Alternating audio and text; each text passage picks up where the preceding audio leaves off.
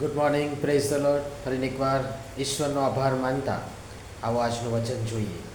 યહોવાએ જ્ઞાન વડે પૃથ્વી રચી, તેણે બુદ્ધિથી આકાશોને સ્થાપન કર્યા. નીતિવચનોનું પુસ્તક, તેનો 3 અધ્યાય અને 19મી કલમ. આજનો વિચાર: ખ્રિસ્તમાં પ્રિયવાલા મિત્રો, પ્રભુ ઈસુ ખ્રિસ્તના ગૌરવી તથા મહાન નામમાં આપ સર્વને આજની સવારની પ્રેમભરી સલામ. નીતિવચનોનું પુસ્તક શરૂઆતથી જ જ્ઞાન અને બુદ્ધિની વાત કરે છે. 3 અધ્યાય અને 13મી કલમમાં લખ્યું છે કે જે માણસને જ્ઞાન મળે છે ને જે માણસ બુદ્ધિ સંપાદન કરે છે તેને ધન્ય છે. તો આ જ્ઞાન તથા બુદ્ધિ છે શું? એનો પણ જવાબ નીતિવચનોનું પુસ્તકમાં જ વચનમાં આપતા 9મો અધ્યાય ને 10મી કલમ કહે છે કે યહોવાનો ભય એ જ્ઞાનનો આરંભ છે અને પરમ પવિત્રની ઓળખાણ એ જ બુદ્ધિ છે.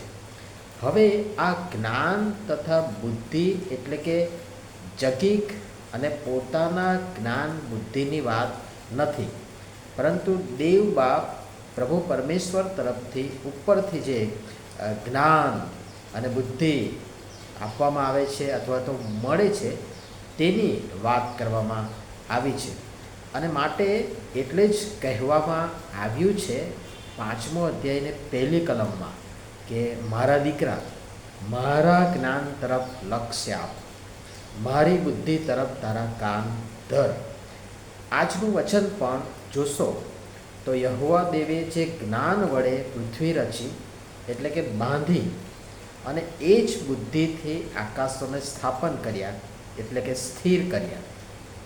અને દેવ બાપે એ જ જ્ઞાન તથા બુદ્ધિ આપણને પણ આપી છે, જેથી આપણે પણ એ જ્ઞાન તથા બુદ્ધિ વડે પૃથ્વી તો નથી બાંધી શકતા, પરંતુ અને આકાશને પણ નથી સ્થાપી કે સ્થિર કરી શકતા, પરંતુ કમસે કમ આપણું પોતાનું વ્યક્તિગત જીવન, આપણું પોતાનું ઘર, આપણું પોતાનું કુટુંબ અને આપણો પોતાનો સમાજ કે મંડળી જેમાં આપણે રહીએ છીએ અને જેની સાથે આપણે સંપર્કમાં છે, વ્યવહારમાં છે, તેને તો આપણે બાંધી શકીએ છીએ અથવા તો સ્થિર રાખી શકીએ છીએ અને માટેના પ્રયત્ન આપણે કરી શકીએ છીએ.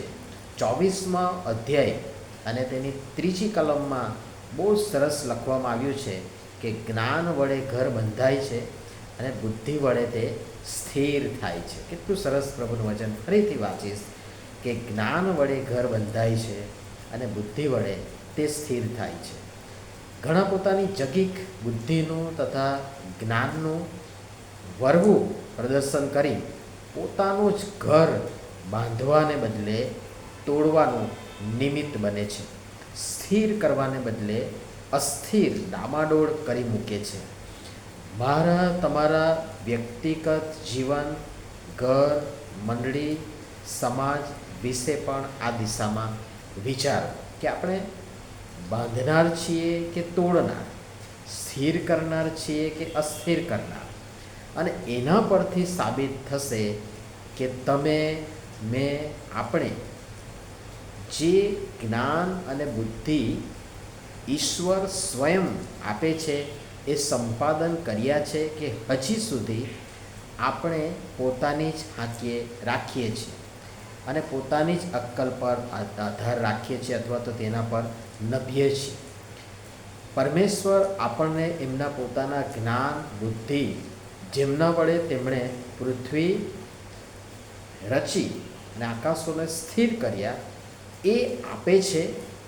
એના માટે આવો આપણે એને લાયક છીએ માટે નહીં, પણ તેમની આપણા પરની અવિરત કૃપાથી એ પ્રાપ્ત કરી તેમના જેવા બની તો નથી શકતા, પરંતુ બનવા માટે પ્રયાસ તો કરીએ અને બાંધનાર તથા સ્થિર કરનાર બનીએ, તોડનાર નહીં.